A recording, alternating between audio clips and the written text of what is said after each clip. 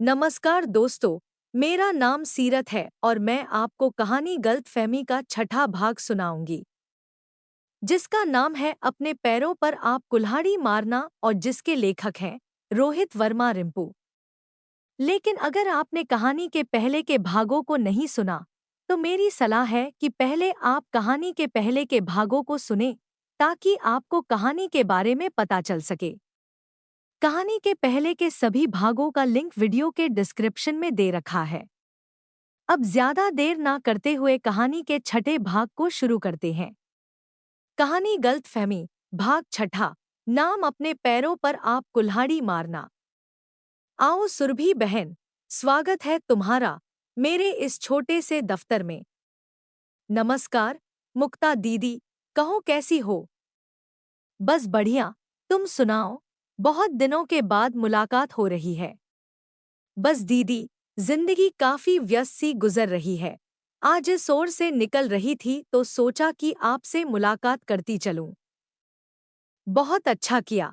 और सुनाओ, मैं तुम्हारी क्या सेवा कर सकती हूँ? कुछ नहीं, बस आप बैठो, किसी चीज वगैरह की कोई जरूरत नहीं है। आप सुनाओ, वृंदा की वो आत्मकथा वाली कहानी कहाँ तक पढ़ ली?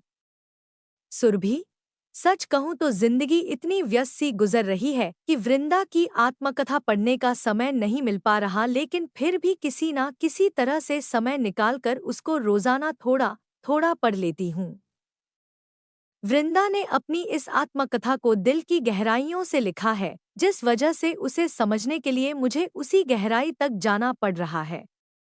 हालांकि मेरी और वृंदा की कहानी काफी हद तक मिलती जुलती है, लेकिन फिर भी उसकी कहानी को समझने के लिए, उसके किरदार को समझने के लिए मुझे अपनी सोच और समझ को उसकी सोच और समझ के स्तर तक ले जाना पड़ता है, जिसके लिए मेरे पास खाली समय होना जरूरी है। जब मैं उसकी आत्मकथा को पढ़ती हूँ, तो मैं उसकी कहानी में इस कदर खो जाती हूँ कि मुझे अपने आसपास का बिल्कुल भी ध्यान नहीं रहता। मैं अपनी असल जिंदगी को एकदम से भूल जाती हूँ। मुझे ऐसा प्रतीत होता है कि जैसे वृंदा का वह किरदार मैं निभा रही हूँ। खैर, यह सब छोड़ो, तुम बताओ, तुम क्या कर रही हो आजकल? दीदी, मैं भी आपके जैसे ही समाज सेवा करती हूँ, लेकिन मेरा तरीका कुछ अलग है। सुरभि, मैं कुछ समझी नहीं। दीदी, मेरा काम भी आप जैसा ही है। आप घर बचाओ नाम की संस्था चलाता है, जहां पर पति पत्नी के झगड़े वगैरह सुलझाकर उनके घर को टूटने से बचाती हैं और उनके जीवन में तलाक जैसी परिस्थिति पैदा नहीं होने देती। ठीक इसी प्रकार मैं भी वैसा ही करती हूँ, लेकिन मेरे काम करने के तरीके में कुछ अंतर है। क्या अंतर है?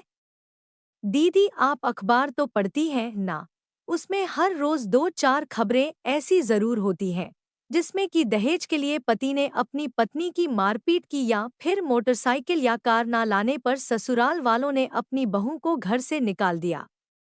लेकिन क्या कभी आपने या किसी ने इस खबर की पड़ताल की है कि क्या यह खबर सही है? क्या वह लड़की या बहू जो इल्जाम लगा रही है, क्या वह सही है? यकीनन नहीं की होगी। यह हमारा समाज और हमारा समाज अक्सर ऐसी खबरों को सच मान लेता है और बिना कोई जांच किए लड़के पक्ष को कसूरवार ठहरा देता है। वे लोग जो अपनी बहू या उसके परिवार वालों द्वारा लगाए झूठे इल्जामों का बोझ ढो रहे होते हैं, समाज के सामने अपना पक्ष नहीं रख पाते क्योंकि समाज उनकी नहीं सुनता। मैं ऐसे लोगों की मदद करके एक प्रकार की समाज सेवा करती हूँ। वाह सुरभि, तुम तो बड़ी छुपी रुस्तम निकली, लेकिन तुम उनकी मदद किस प्रकार से करती हो? दीदी, मैं सुबह अखबार पढ़ती हूँ और ऐसी किसी खबर को ढूंढने लगती हूँ, जो कि अक्सर हर रोज मिल ही जाती है। खबर को पढ़ने के बाद मैं उस परिवार तक पहुँच करती हूँ और उनका पक्ष समाज के सामने रखती हूँ। वह कैसे? मेरे कहने का मतलब है कि तुम उनका पक्ष समाज के सामने किस माध्यम से रखती हो? मैंने उत्सुकतावश पूछा। दीदी, आपने YouTube का नाम तो सुना ही होगा। मेरा उस YouTube पर एक चैनल है। मैं उस परिवार की एक वीडियो बनाकर अपने यूट्यूब चैनल पर डाल देती हूँ और इस प्रकार से उनको अपना पक्ष रखने का मौका मिल जाता है और मेरी समाज सेवा हो जाती है। वाह सुरभि, यह तो तुम बहुत अच्छा काम कर रही हो। दीदी आपको एक मजे की बात बताओ। दीदी अभी हाल ही में मैंने एक वीडियो बनाया है और आप सोच नहीं सकते कि वह शख्स कौन हो सकता है। कौन? आपने इस इतवार की अखबार में एक खबर जरूर पढ़ी होगी कि एक जेलर ने अपने एक कैदी के जीवन के ऊपर एक किताब लिखी है और उसने अपनी किताब का विमोचन किया है जिसमें कि उसने उस कैदी के द्वारा जेल में बिताए जीवन के बारे में लिखा है। हाँ, पढ़ा तो जरूर था लेकिन ज्यादा नहीं। क्या तुम जानते हो कि वह कैदी कौन था जिसके जीवन पर या यूं कह लो कि जिसकी आत्मकथा उस जेलर ने लिखी थी? नहीं, मैं इस बारे में कुछ नहीं जानती। मैंने सुरभि की बात को नजरअंदाज करते हुए कहा। वह कोई और नहीं बल्कि वृंदा का मामा था। यह तुम क्या कह रही हो? वृंदा का मामा? मैंने चौंकते हुए कहा।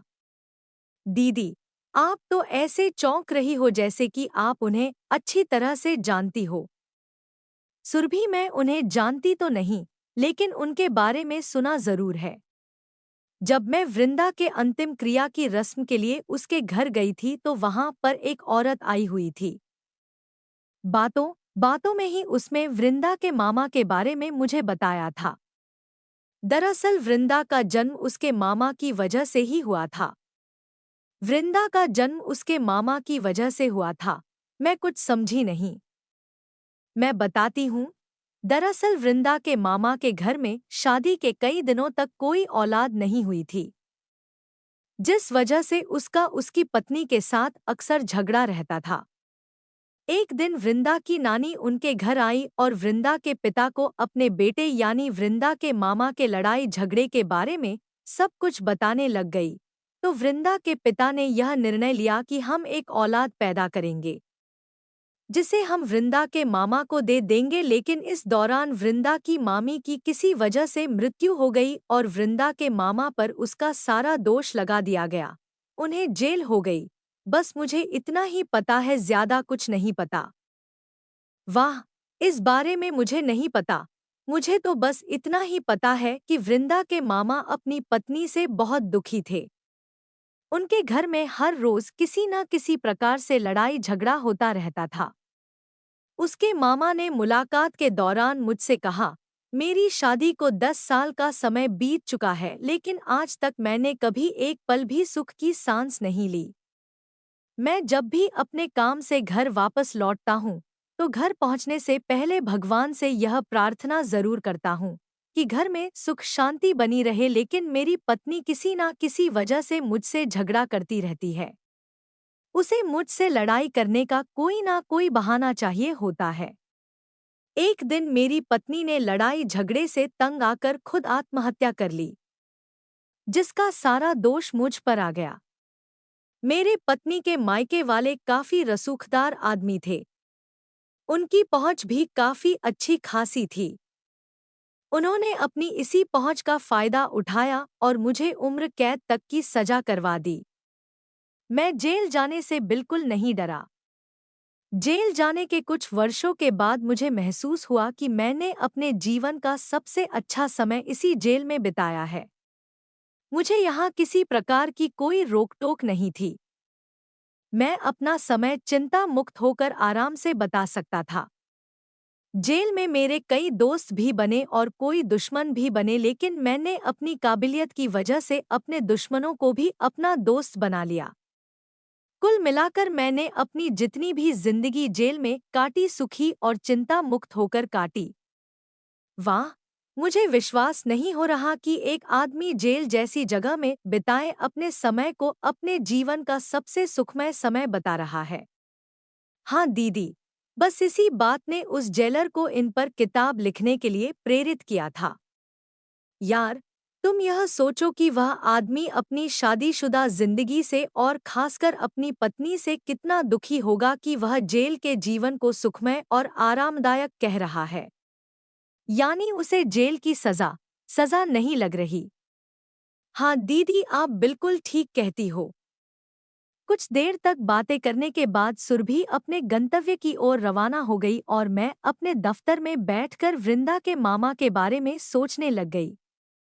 मैं उसकी मानसिक दशा के बारे में सोच रही थी कि उस समय उसकी मानसिक दशा कैसी रही होगी जब उसने अपना कसूर ना होते हुए भी उसने जेल जाना मंजूर किया। वह अपनी शादीशुदा जिंदगी में कितना प्रताड़ित हुआ होगा कि उसे जेल की जिंदगी अपनी शादीशुदा जिंदगी से कहीं बेहतर लगने लग गई थी। खैर, कुछ समय के बाद मैं अपने घर वापस आ गई और घर आकर वृंदा की आत्मकथा को पढ़ने लग गई। एक कहावत है, अपने पैरों पर आप कुल्हाड़ी मारना। जाने अनजाने में यह कहावत मेरे जीवन से मेल खाएगी, इस बारे में मैंने कभी सोचा नहीं था। एक दिन शिवा का दोस्त आशु अपनी पत्नी ईशा के साथ हमारे घर आया। चूंकि मुझे उनके आने के बारे में बिल्कुल भी अंदाजा नहीं, हाँ, तो मैं शिवा पर कुछ गुस्सा होने लग गई। तुमको अगर पता था कि तुम्हारे दोस्त ने हमारे घर में आना है तो तुम्हें मुझे पहले बता देना चाहिए था। मैं कुछ तैयार वगैरह हो जाती और फिर आया भी, रात के खाने के समय है। वृंदा, कसम से मुझे बिल्कुल भी पता नहीं था कि आशु ने हमारे घर में आना है। यह बिना बताए ही आया है। अगर मुझे पता होता तो मैं इसे आने से पहले ही कोई बहाना बनाकर मना कर देता। चलो कोई बात नहीं, अब तुम उनके साथ बैठो, मैं चाय बनाकर लाती हूँ। और फिर कुछ समय के बाद मैं चाय लेकर शिवा और उसके दोस्त के पास आ गई। मुझे आता देखकर शिवा के दोस्त आशु ने मुस्कुराते हुए मुझसे कहा, आओ भाभी जी, नमस्कार। नमस्कार भैया जी। भाभी जी माफ करना, हम यूं अचानक से बिना बताए आपके घर आ गए हैं। दरअसल बात यह है कि हम वैसे ही बाजार घूम रहे थे तो जैसे ही आपके घर के पास से निकले तो ईशा ने कहा कि क्यों ना हम आपसे मिलते चलें। भैया जी, बहुत अच्छा किया जो आप आ गए। इसमें माफी मांगने वाली क्या बात है? यह तो बहुत अच्छी बात है। आप चाय पकड़ो। भाभी जी माफ करना, मैं चाय बहुत कम पीता हूँ और वैसे भी रात के समय तो बिल्कुल भी नहीं पीता। क्यों? रात के समय क्यों नहीं पीते? चाय पीने का भी कोई समय होता है, यह कहाँ लिखा है? दीदी, क्योंकि रात को कुछ और पीने का समय होता है इसलिए यह चाय नहीं पीते, ईशा ने कहा। ओह, माफ करना, मैं भूल गई थी, लेकिन जो आप रात के समय पीते हो वह हम नहीं पिला सकते। कोई बात नहीं जी, मुझे पता था इसलिए मैं हर समय तैयारी करके रखता हूँ। रात को पीने वाला सामान मेरी कार नहीं पड़ा हुआ है, अगर आप इजाजत दे तो मैं ले जाऊं? आशु के अनुसार उसका रात को पीने वाला सामान यानी कि शराब उसकी कार में ही पड़ी हुई थी और वह मुझसे उसे पीने की इजाजत मांग रहा था। यह सुनकर मैं और शिवा एक दूसरे के मुंह की तरफ देखने लग गए, क्योंकि मेरे ससुराल घर में तो कभी भी शराब या शराब जैसी किसी ऐसी चीज का नाम तक नहीं लेते। हाँ, मेरे मायके वालों की बात कुछ और थी। वहाँ मेरा बड़ा भाई और पिताजी अक्सर शराब पीते हैं, इसलिए मुझे तो कोई दिक्कत नहीं थी।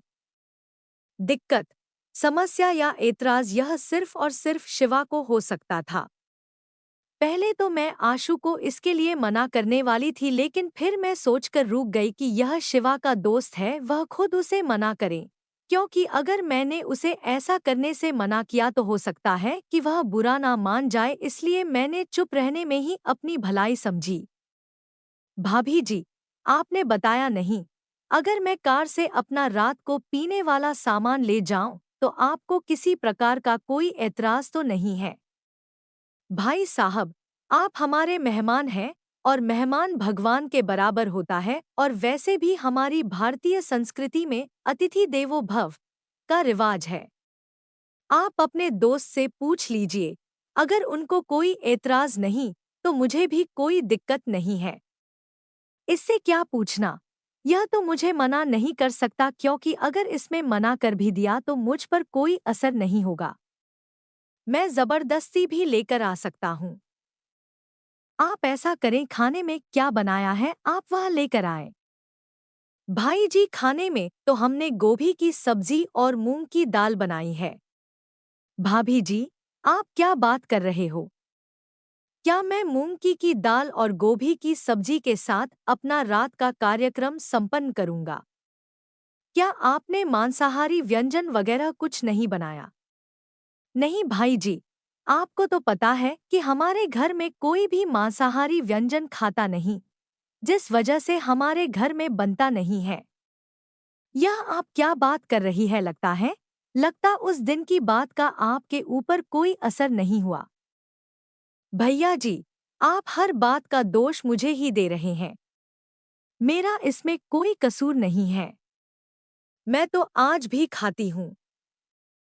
जब भी मैं अपने मायके जाती हूँ, तो अक्सर मांसाहारी व्यंजन ही खाती हूँ। आपने जो कुछ भी कहना है अपने दोस्त को कहो, क्योंकि अगर वह ला कर देंगे, तभी तो मैं बनाऊंगी। क्या यार, तुझे इतना लंबा भाषण दिया, तुझ पर उस भाषण का कोई भी असर नहीं हुआ। तूने अभी तक मांसाहारी व्यंजन खाना शुरू नहीं किया? धिक्कार है तुझ पर। मुझे तुमसे यह उम्मीद नहीं थी। दरअसल मेरा यहाँ आने का यही मकसद था कि मैं यह जानना चाहता था कि उस दिन के दिए मेरे भाषण का तुझ पर कुछ असर हुआ है या नहीं। मैंने तो सोचा था कि तुमने भाभी के साथ मिलकर मांसाहारी व्यंजन खाना शुरू कर दिया होगा, लेकिन तुम अभी भी उस गोभी की सब्जी और मूंग की दाल पर ही अटके हुए हो। क्या मिलेगा तुझे? यह सब खाकर तुमने तो अपना जीवन बर्बाद कर दिया। आशु, तुम बहुत ज्यादा बोल रहे हो। तुम मेरे घर में एक मेहमान बनकर आए हैं। इस वजह से मैं तुम्हें कुछ नहीं कह रहा। तुम जानते हो कि मांसाहारी व्यंजन खाना या ना खाना, इसके पीछे एक बड़ा कारण मेरा परिवार भी है। हम शुरू से ही मांसाहारी व्यंजन नहीं खाते, तो फिर मैं अकेला ही क्यों खाना शुरू कर दूं? और रही बात जीवन पर बात करने की, तो हर इंसान की सोच अलग-अलग होती है। हम एक दूसरे की सोच को नहीं बदल सकते। तुम्हारे अनुसार मांसाहारी व्यंजन ही सबसे अच्छा है और मेरे अनुसार शाकाहारी व्यंजन अच्छा है। हम दोनों अपनी अपनी जगह पर सही हैं, लेकिन हम एक दूसरे पर दबाव नहीं डाल सकते। ठीक है गुरुदेव, मुझे माफ कर दो। मैंने तुम्हें इतना लंबा भाषण देकर तुम्हारा समय बर्बाद किया। मैं तुमसे माफी मांगता हूँ। भविष्य में कभी भी तुम्हें मांसाहारी व्यंजन खाने या ना खाने के बारे में कोई भी सलाह नहीं दूंगा। तुमने तो मेरा रात का सारा कार्यक्रम ही बर्बाद कर दिया। मैं तो अपने साथ शराब की बोतल लेकर आया था और मैंने सोचा था कि तुमने मांसाहारी व्यंजन तो बनाया ही होगा। हम दोनों साथ में थोड़ी थोड़ी शराब पिएंगे और फिर बैठकर दिल खोलकर बातें करेंगे। तुम्हें बैठकर बातें करने से कौन मना कर रहा है? तुम बैठो मेरे पास, बातें करो। रात को जितनी देर तक मर्जी बातें करना चाहो कर सकते हो, लेकिन यह जरूरी नहीं कि हम बातें करने के लिए शराब का सहारा ही लें। बेटा, जो मजा शराब पीकर बातें करने में है, वह मजा यूं चाय पीकर और मूंग की दाल खाकर बातें करने में नहीं है। आशु ने चिढ़ाते हुए कहा। यही तो अपनी अपनी सोच है। अब तुम बात को ज्यादा मत बढ़ाओ। हम दोनों शादीशुदा है, हम दोनों का परिवार है। हम दोनों अकेले नहीं बैठे हैं। तुम्हारी पत्नी और मेरी पत्नी भी साथ में बैठी हैं।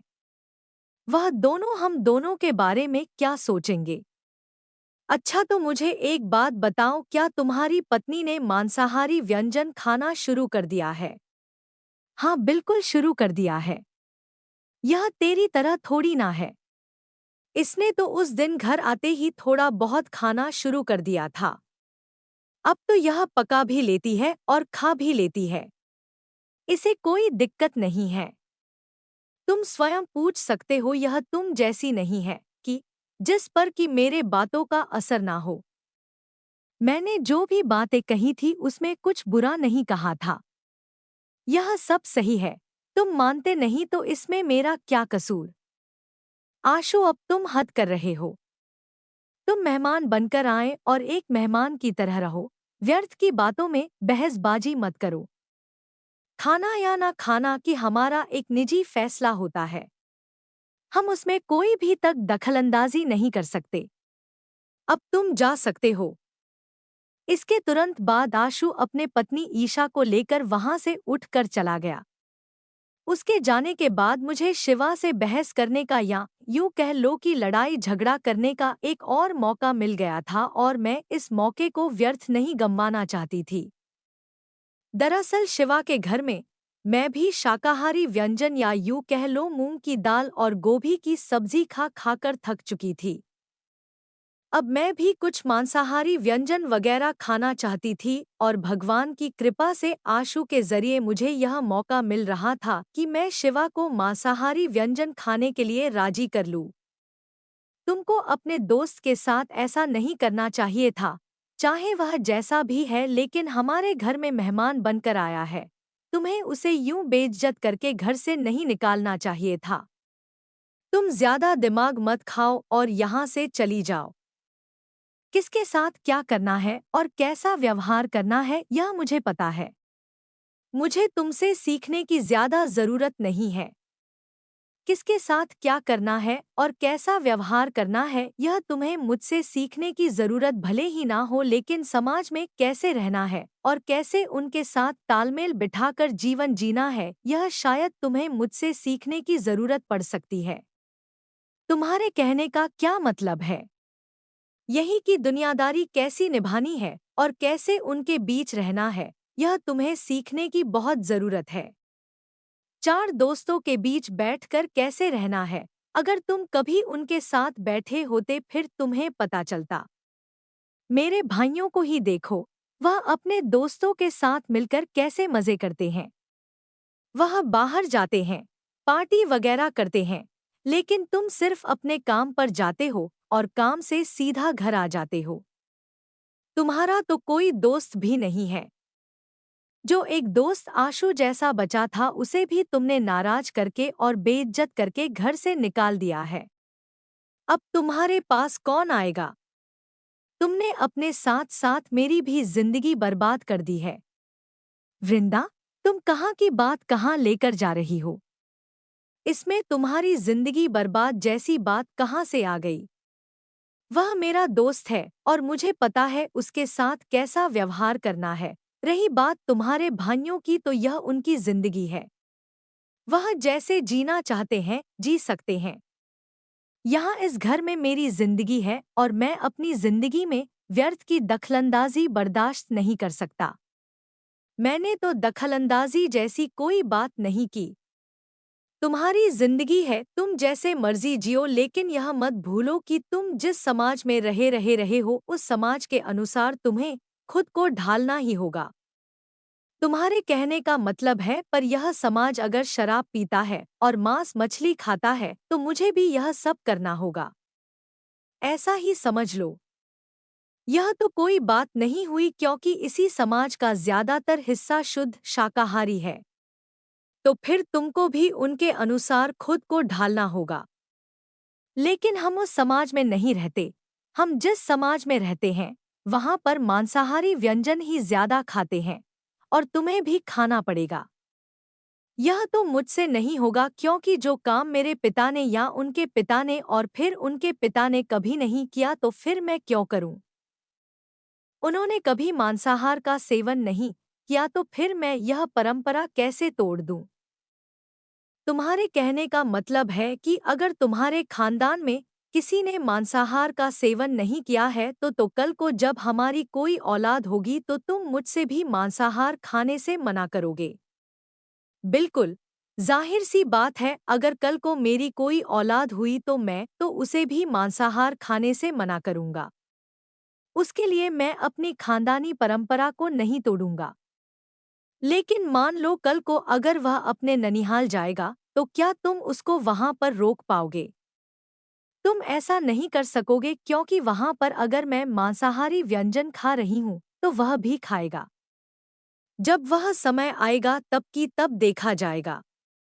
नहीं, तुम्हें इसका फैसला अभी करना होगा, क्योंकि तुम्हारे इसी फैसले के बाद मैं फैसला करूंगी कि मुझे औलाद को जन्म देना है या नहीं देना, क्योंकि मैं नहीं चाहती कि मेरी औलाद की वजह से घर में लड़ाई झगड़ा चलता रहे।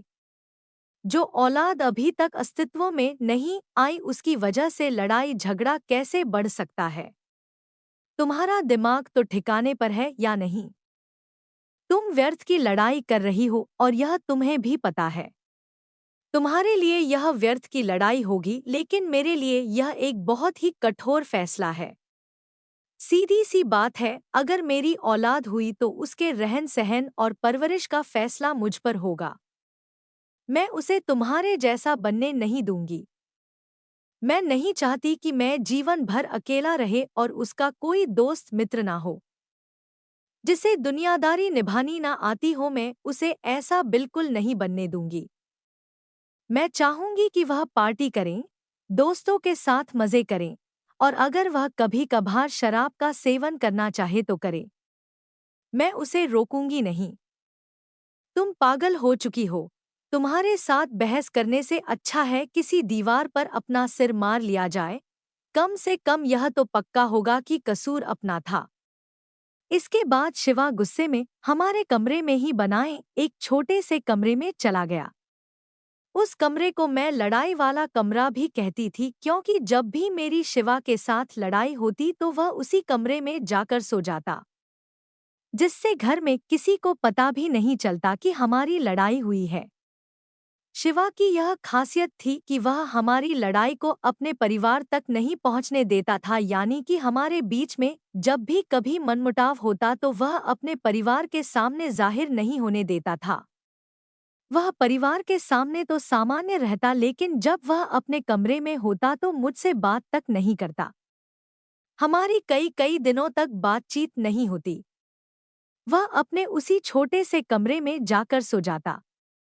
कुछ दिनों के बाद अपने आप सब कुछ सामान्य हो जाता और मेरी उससे बोलचाल फिर से शुरू हो जाती है। लेकिन उस रात ऐसा नहीं हुआ। उस रात उसके कमरे में से तरह तरह की आवाजें आ रही थी, कभी रोने की तो कभी करवटें बदलने की। मुझे पता था कि वह पूरी रात नहीं सोया और कुछ सोच रहा है, लेकिन मैंने उससे इस बारे में पूछने की जरूरत नहीं समझी, क्योंकि मुझे यकीन था कि कुछ दिनों बाद सब फिर से सामान्य हो जाएगा। अगले दिन वह मुझसे बिना कोई बात किए अपने काम पर चला गया। शाम को जब वह लौट कर आया तो उसके हाथ में कुछ बोतलें और कुछ खाने पीने का सामान था। वह सीधा अपने उसी छोटे से कमरे में चला गया और वहां जाकर सारा सामान रख दिया। वह बहुत देर तक कमरे में बैठा रहा। जब वह कमरे से बाहर नहीं निकला तो मैंने चुपके से कमरे में झांक कर देखा तो मेरे पैरों तले से जमीन निकल गई। वह वहां बैठकर शराब पी रहा था और उसके हाथ में मांसाहारी व्यंजन था। मैं यह देखकर हैरान भी थी और खुश भी थी। हैरान इसलिए थी कि जिस व्यक्ति ने इससे पहले कभी भी मांसाहारी व्यंजन का सेवन ना किया हो, वह बड़े आराम से मांसाहारी व्यंजन खा रहा है।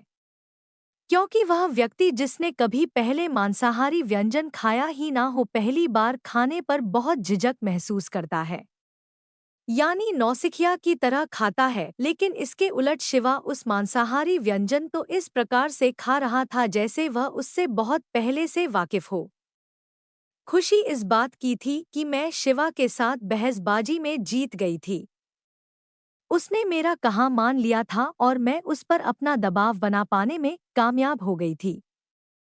अब मुझे इसी दबाव को बरकरार रखना था। कुछ देर यूं देखने के बाद मुझसे रहा नहीं गया और मैं शिवा के पास कमरे में चली गई। मैंने उसके सामने खड़े होकर कहा, शिवा, यह तुम क्या कर रहे हो? तुम अंधी हो क्या? तुम्हें नहीं दिख रहा कि मैं क्या कर रहा हूँ? मैं अपने आप को समाज में रहने लायक बना रहा हूँ। आज से मैं भी तुम्हारे उस समाज का हिस्सा हूँ। तुम मेरा यह शराब का गिलास देख और बता कि मेरा यह हिस्सा कम या ज्यादा तो नहीं। अगर कम है तो मैं गिलास में और शराब डालकर और भी योगदान दे सकता हूँ। तुम पागल हो चुके हो। इस समय तुम्हारे साथ बहस करना ठीक नहीं। तो जाओ। मैंने तुम्हें कौन सा मेरे साथ बहसबाजी करने का न्योता भेजा था कि मेरे साथ बहसबाजी करो? उस समय मैंने शिवा के साथ बहस करना ठीक नहीं समझा और मैं अपने कमरे में वापस आ गई। मैं यह सोचने लगी कि क्या मैंने सही किया या गलत किया। शिवा को शराब की लत लग चुकी थी और अब शराब पीना उसका रोज का काम बन गया था। वह शाम को जल्दी घर वापस आ जाता और अपने कमरे में बने उस छोटे से कमरे में बैठकर शराब पीने लग जाता। मैं अगर उससे कोई बहसबाजी या लड़ाई झगड़ा करती है तो वह मुझ पर हावी होने लगता है। उसके परिवार वाले इस बारे में जानते थे लेकिन कुछ नहीं बोलते थे।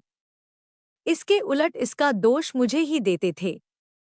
मायके में भी जब मैंने इस बात की शिकायत की तो वह गुस्सा होने के बजाय खुश होने लग गए। मेरे भाई और माँ के अनुसार मुझे तो खुश होना चाहिए क्योंकि अब मुझे मेरे ससुराल में मूंग की दाल और शाकाहारी सब्जी नहीं खानी पड़ेगी।